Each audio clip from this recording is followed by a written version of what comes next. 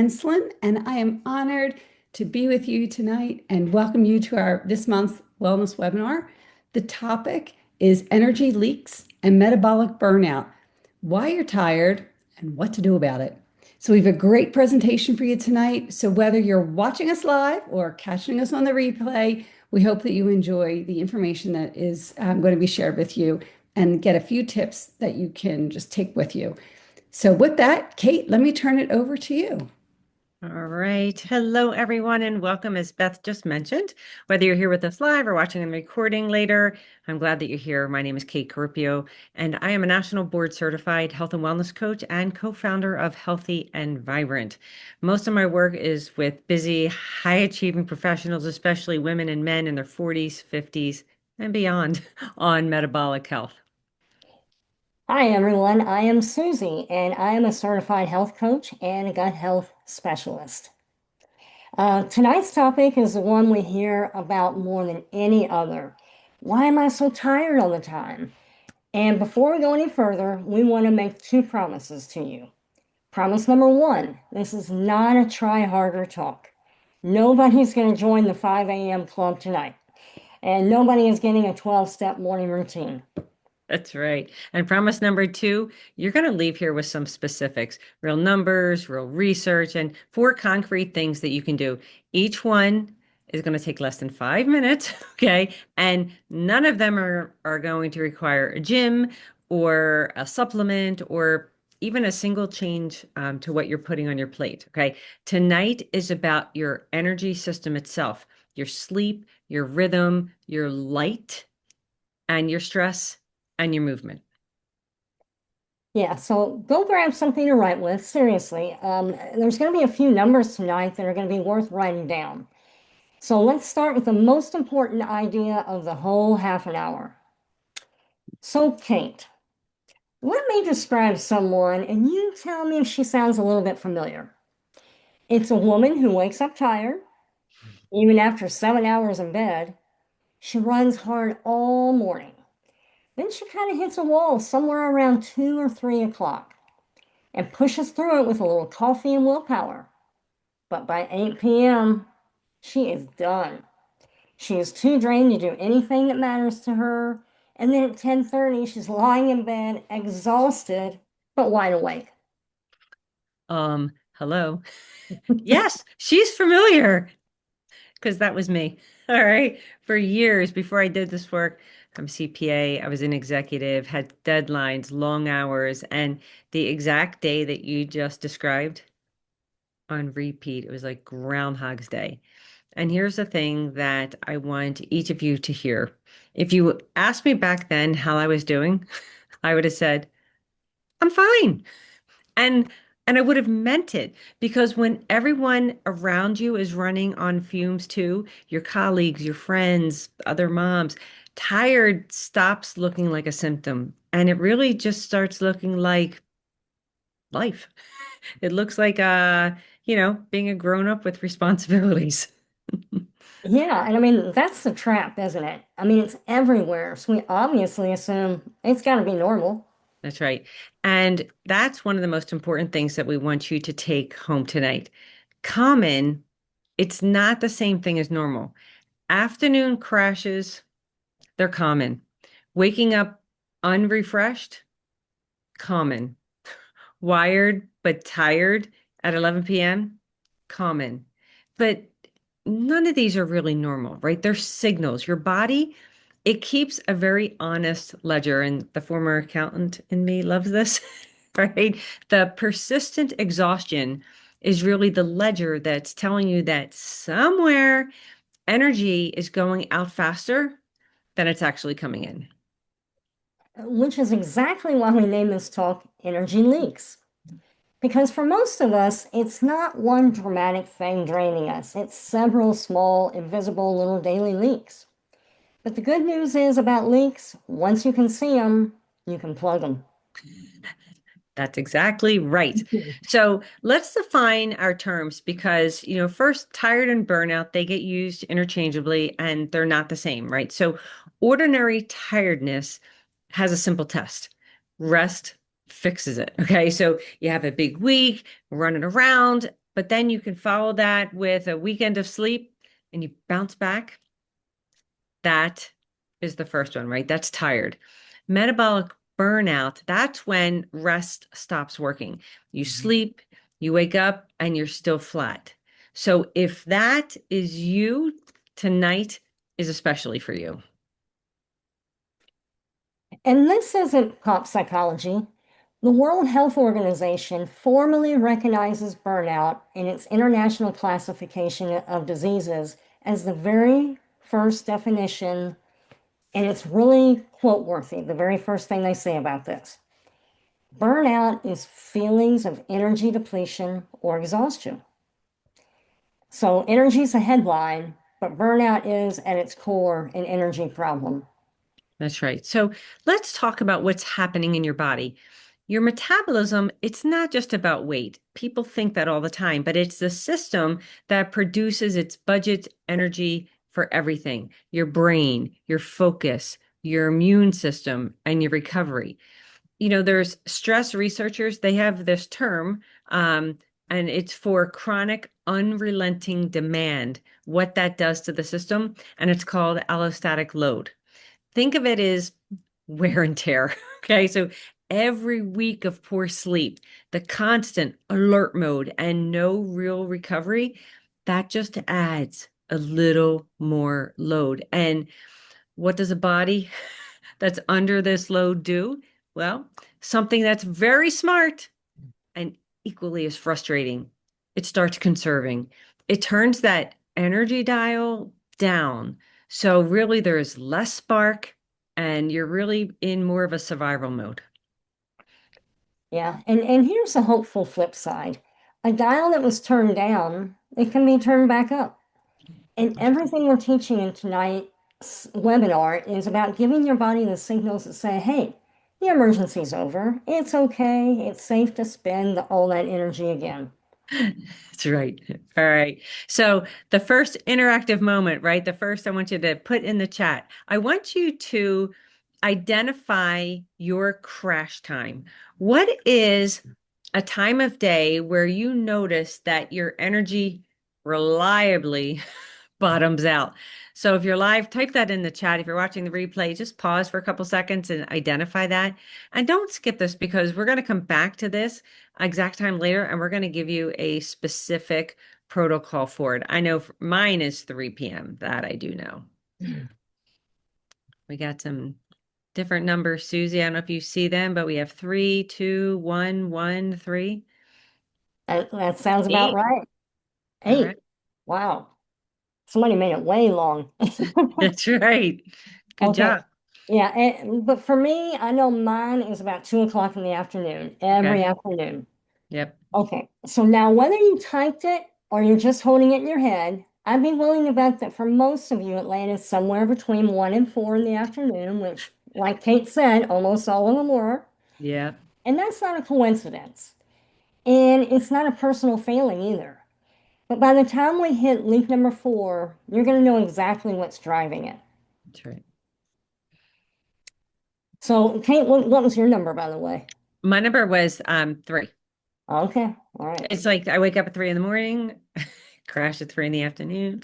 Oh, okay. Must be my number. You're 3. Okay. I'm a 3. Okay, so let's start with leak number 1. It's the biggest one, and it's probably not what you expect because it's not about how much you sleep, it's about how consistently you sleep. And here's a question. Do you wake up at roughly the same time on Saturday as you do on Tuesday? For most of us, the answer is not even close. Up at 6 on weekdays, sleeping in until 8:30 or 9 on the weekend, and that is me to a T. I used to think I had to make up those lost hours, but sleep scientists have a name for that gap. It is called social jet lag. And your body experiences that weekend shift the same way it experiences flying across time zones, except you do it every single week in both directions without ever leaving your bed. And that hits home because, I fly a lot and it's just mind-boggling that little shift can do that, generate on your body what that jet lag is. And this, truly does explain the Monday thing, right? So many of my clients tell me that on Monday, it's their worst energy day. And, we blame the job. And yes, that could be a piece of it, but really that jet lag from their own weekend is a big part of it. Exactly. And here's a study I really want you to remember tonight. A few years ago, researchers analyzed sleep data from about 60,000 people in the UK Biobank, and they compared two different things: how long people slept and how regular their sleep timing was. The finding made headlines in the sleep world. Sleep regularity was a strong predictor of long-term health and mortality risk.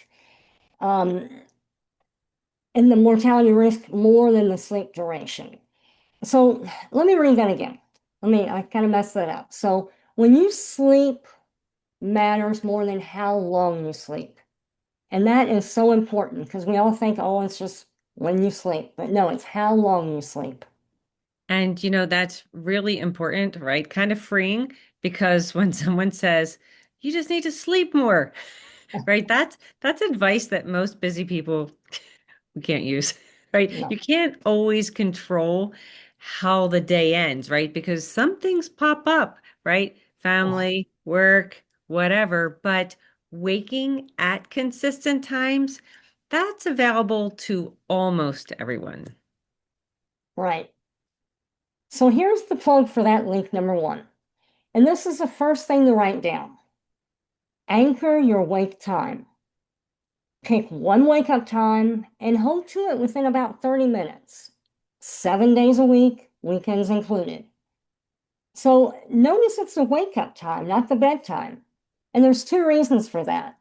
First of all, your wake up time is the one moment in the day you fully control. You can't force yourself to fall asleep, but you can set an alarm to wake up. And secondly, a steady wake up time acts like the anchor of your whole rhythm. You're going to hold it steady for a week or two, and your natural sleepiness starts showing up at the same time each night without forcing anything at all. Yep. And I'm going to address two questions that people may be thinking. Okay, one, does this mean that you can never sleep in? Well, not exactly, but it is suggested that you do keep that 30-minute target window, right? So if you typically get up at 6:30, 7 a.m. on, a Saturday or Sunday is fine. But what we're trying to retire is that 2.5 hour weekend swing, right? Think of it as the jet lag, okay? And the second question that you might be thinking is, well, what if I have a terrible night? Do I still get up? Well, what the researchers are saying is yes, get up at your anchor time anyway to really protect that next night because they say that sleeping in to repay a bad night, it might feel right now, but it actually pushes the whole rhythm later and usually buys you a second night of bad sleep. So that may, be like, oh, are you kidding me? But that's what the science says. So one rough day at your anchor time is really the cheaper price. All right. So now we're going to move into leak number two. And this, it's called light. And you may think, what are you even talking about? Right. But this is real more specifically our modern life. And we actually have light backwards. Okay. So think about a typical morning. You wake up, we're indoors. The first thing that our eyes meet typically a phone screen, right? Even if you're just looking at it to see what time it is, right? We drive to work, we're sitting under office lighting, and then it's 10 p.m.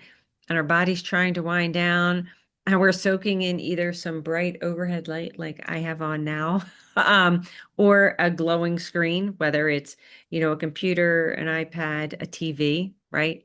And so what we're having is these dim mornings and we're having bright nights. So our internal clock is being told sunrise and sunset at the wrong times every single day. Well, and I mean, the wild part is how big the difference really is between indoor and outdoor light because Yeah. our eyes actually adjust. So we genuinely can't feel it.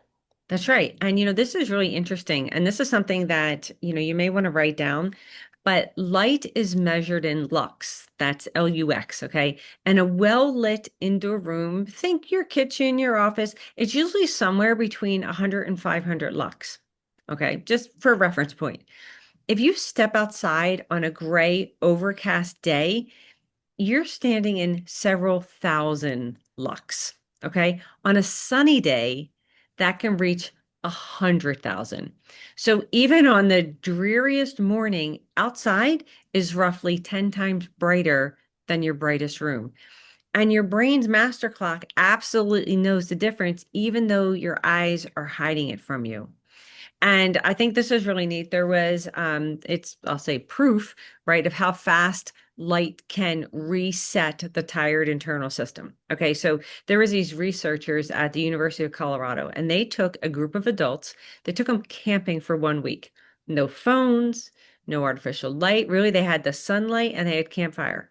And in 7 days, everyone's internal clock shifted 2 hours earlier and locked in on the actual sunrise and sunset. So 1 week of getting the light signal right, even the self-described night owls in the group, that actually moved for them. So your rhythm, it's not stubborn, it's just listening to the wrong lights. Exactly. Okay, so what's the plug for this one? So the plug for this is, I think, simpler than most people would think. It's really, I want you to think of it as a bookend. Okay. So two different parts. Part one in the morning, it's a bright start. It's about getting outside 10 minutes, outdoor light within, they like to say within an hour of waking up. Some people might say, no, no, no, it's impossible. But think about it this way. If you're having coffee, can you have coffee on the porch or just standing outside, or get out to walk the dog? Even if your first thing is to check email, can you do it standing outside? Okay. And yes, it has to be outside or through an open door. Okay. Because the window glass and windshield, some people say, oh, I'm up and I drive to work all the time. No, no, no. But the windshields, they filter out a meaningful chunk of the signal. Okay. So the morning light, it really does double duty. And here's the thing, it's really interesting. It not only raises your daytime alertness, it actually starts the countdown for your sleep hormone tonight. Okay, so morning light is how you're placing your order for a good night's sleep about 14 to 16 hours in advance, which I think is pretty darn awesome. Yeah. And so that's the front part. The back end is the dim finish. In the last hour before bed, and I think we hear this over and over again, lights down an hour before, right? But really, even if it's the overhead lights, if you can turn them off and use a lamp instead. All right. If you can turn down the brightness on your screens, so many, computers and iPads and phones, you can actually have the nighttime setting. That would be a great thing. And, of course, the TV, we say, watch that blue light. Okay. Blue light, not blue right, blue light. So that the bright start and the dim finish, that's really the whole formula. And it costs nothing. And that will plug leak number 2. All right, so link number 3, stress, but probably not the kind you're picturing.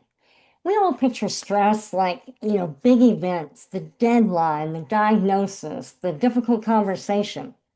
But for high-achieving professionals, the real energy thief is rarely that one big event. It's the drip, the 47 notifications, the back-to-back meetings with 0 seconds in between them, the mental load of being the only one at work who knows or remembers everything, or that inbox that follows you to the couch and you can't turn it off.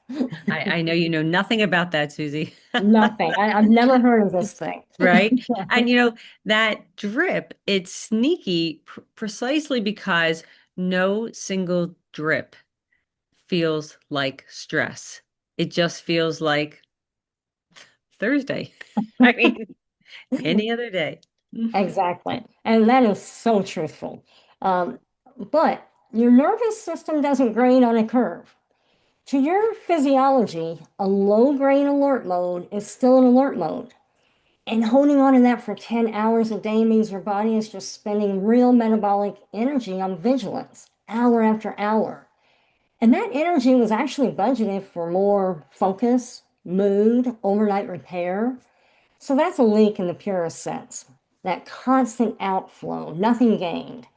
And this is exactly that allostatic load, that wear and tear that Kate talked about earlier. It's just accumulating one drip at a time. Mm. But now for the plug. And I love this one because it was put head to head against meditation and it held its own. In 2023, Stanford researchers ran a month-long trial comparing several 5-minute daily breathing practices against mindfulness meditation. And the winner for improving mood and lowering anxiety was the simplest one. And they call it physiological sighing, which is just breathing built around long, slow exhales. So 5 minutes a day is going to get you better results than meditation. And you already know how to do it.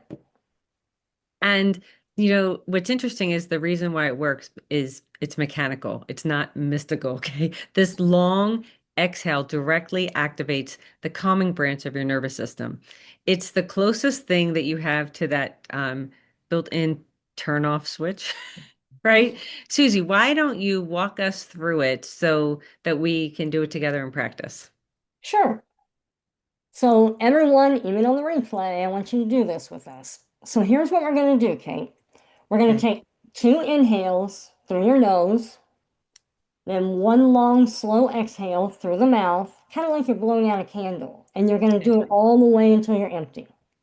So here we go. Okay. Inhale through your nose. Now another quick inhale, a little more air. Now a nice slow exhale through your mouth. Okay, that's 1. So let's do it again. Inhale through your nose, a little more. Now nice and slow exhale through your mouth. Okay, here's the last time. And kind of notice how your shoulders relax this time. Inhale through your nose, a little more. Now nice and slow exhale through your mouth. How's that feel? It feels good. I Yeah, did notice that on that long out breath, my shoulders go down. I don't know if anyone yeah, else noticed that, but I definitely did. yeah. That's awesome. That's a great feeling. So here's the prescription. 3 of those breaths at the seams of your day. And what a seam is, it's just a transition. So a meeting ends, or you close the laptop, or you've just pulled into the driveway and you're getting ready to walk into family time. So the seams are where the stress of one thing normally just bleeds right into the next. But 3 breaths, 4 or 5 seams a day, that's under 5 minutes total, and you're draining the pressure all day long instead of carrying it to bed with you.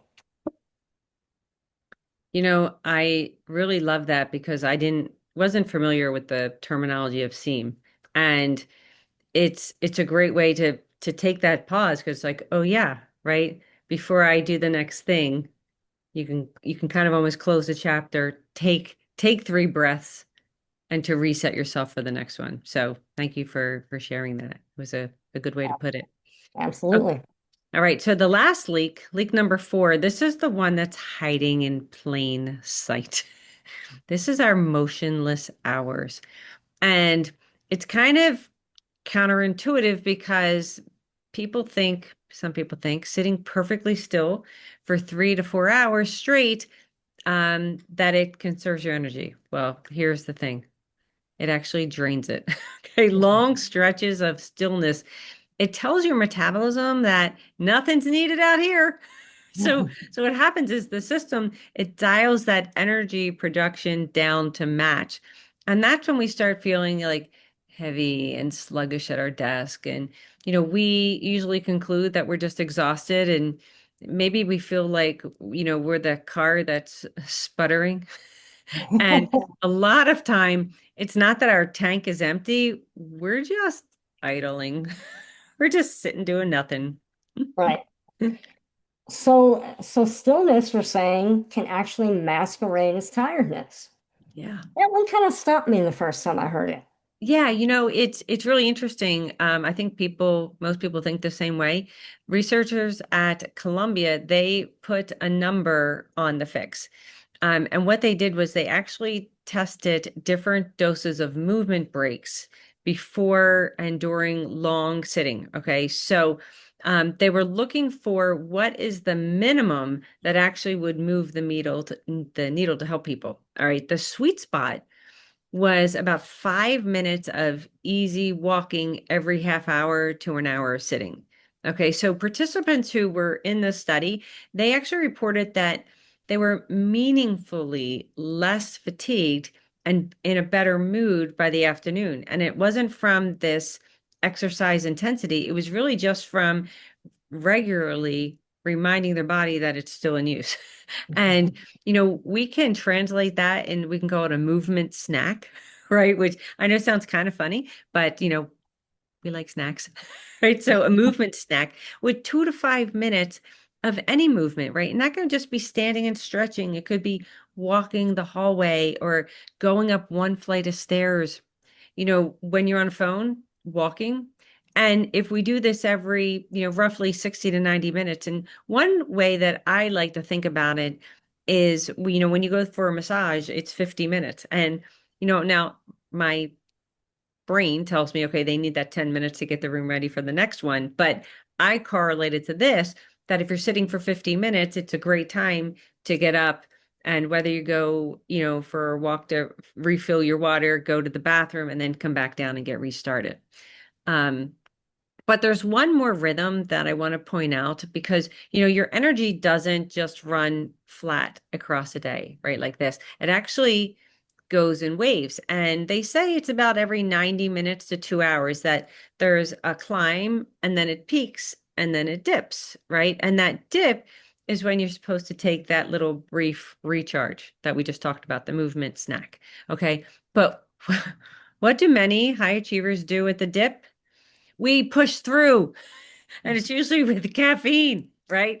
And that works right up until it doesn't, right? Because every time we push through that dip, the next one just gets a little deeper, which is how so many of us arrive at that crash time that you wrote down earlier. Right, which means it's time. Everybody find that crash time Mhm. from earlier. This is the moment we promised you.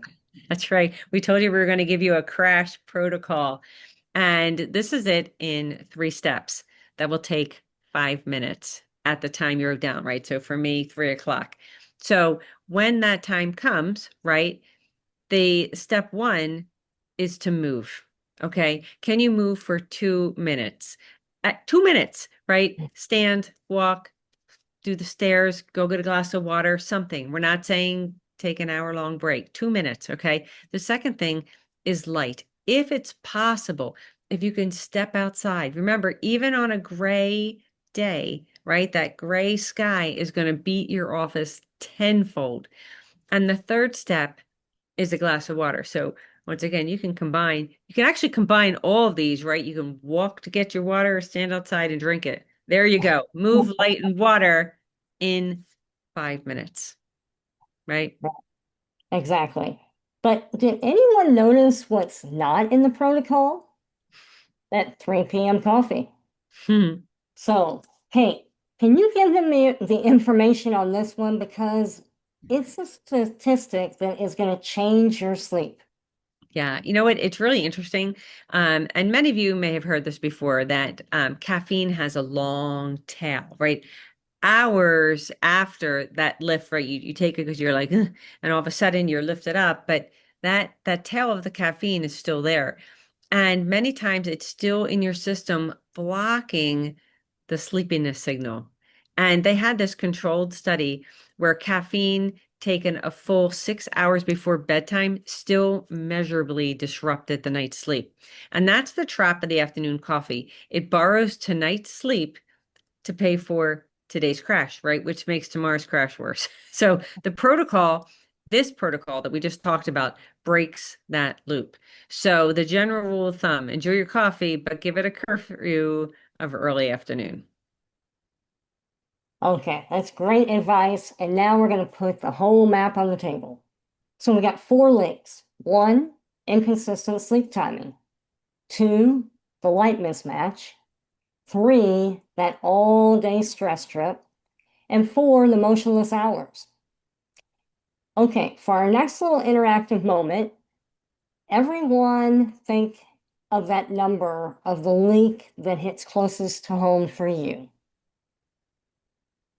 It's either that 1, 2, 3, or 4. Which leak hits home to you? And this isn't busy work. You're choosing your starting point, and there's only going to be one. All right. So whichever number you picked, and almost everyone can identify their number pretty immediately, right? Here's the encouraging part. Okay. Watch how small all these plugs look inside of an ordinary day, right? Same wake up time as yesterday. Leak number 1, plugged before your feet even hit the floor. 10 minutes of outside light with your morning coffee. Leak number 2, plugged. 3 long exhales after your 9:30 meeting. And again, when you pull into the driveway. Leak number 3, plugged. A movement snack mid-morning, which is move, light, and water at your crash time, right? That's leak number 4. And an additional bonus, if you turn your lamps on and off that overhead light at 9 p.m., right? So the total time that we've talked about, maybe less than 15 minutes scattered throughout the day. And really, all of that time together is not much more than a coffee break, right? Exactly. Exactly. You've got the same job, you've got the same family, and you've got the same plate. But we're sending different signals in a body that finally gets the message that, hey, it's safe to turn that energy dial back up. That's right. And now we don't want you to do all 4 tomorrow. And I mean that. If you heard me talk about habits before, you know my philosophy in 2 words, consistency compounds, right? One small thing done every day is going to be 4 things done enthusiastically Monday to Thursday and abandoned by Friday, right? So the assignment is exactly this. The leak that you picked, plug that one, only that one every day for the next 7 days. Yeah, so let's set honest expectations for the week because this is where most advice just falls apart. So day 1 through 3, it may feel like nothing's happening. And if you anchored your wake time, the first couple of mornings might actually feel worse. But that's okay. That's the rhythm resetting in your body. It's evidence it's working, not evidence it isn't. So keep it up. And then days 4 through 7 is where people typically are going to notice that first real shift. Usually a slightly softer afternoon or just falling asleep a bit faster. Just small and unmistakable changes. That's right. And once you feel that first shift, nobody has to talk you into plugging that second leak, right? That's the compounding part. So if tonight did one thing, I hope it's this, that the tiredness that you've been calling normal, the wall, the crash, the wired but tired nights that we thought was common, right? It is not normal and it's absolutely not permanent. I lived on the other side of that for years, and the way back is smaller and simpler than you think. Okay, so if you're not on our weekly newsletter yet, you may be interested in getting on that. Monday's issue is actually going to go deeper into exactly what we covered tonight, sleep and the foundation your metabolism is built on. You're going to see a QR code or email that you can sign up for in the final slide of the presentation, or send a message to the person who you invited you to this call tonight, and they will make sure they take care of that for you. Yeah, and just one more thing before we go. Our next monthly wellness webinar is July 23rd, and Kate and Joanne are going to talk about hydration, heat, hormones, the summer metabolism made simple. So you can scan that QR code right on the screen to register to receive the Zoom link. That's right. All right, and then we want to thank you for spending this half an hour with us. Live or on the replay, pick your number, plug that leak, and give it 7 honest days. And we genuinely cannot wait to hear what shifts.